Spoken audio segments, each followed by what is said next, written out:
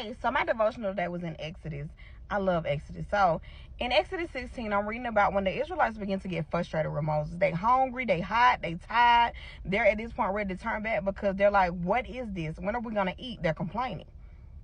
So I can relate to the Israelites because at that point they're trying to figure out, when does it get better? You said better was coming. You said better days would come. You said freedom was going to be our portion. You said all these things, and we're trying to see, when does it get here?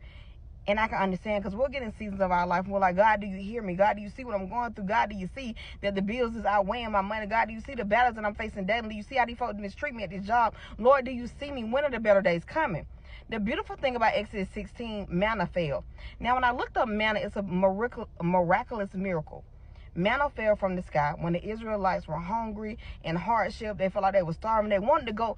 It got to the point they were so frustrated they were willing to go back to slavery, to go back to being enslaved instead of freedom, because they were overwhelmed and frustrated and they didn't know what was next. They were unsure. Manna fell from the sky. And I'm telling God, like, you let food fall from the sky? He said, yes. Food fell from the sky. And Exodus 16:18 tell me they had just enough. It tells me that each family had just what they needed.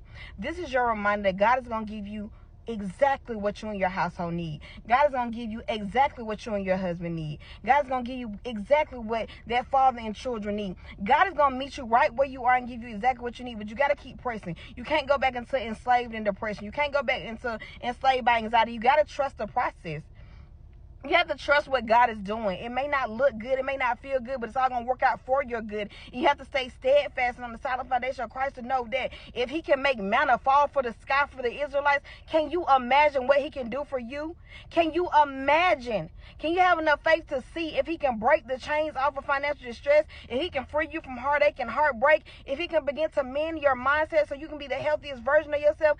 Can you imagine? We're complaining about bills and day-to-day life and frustration and children. He made manna fall from the sky for the Israelites. We dare not doubt God. We dare not give up on God. We dare not.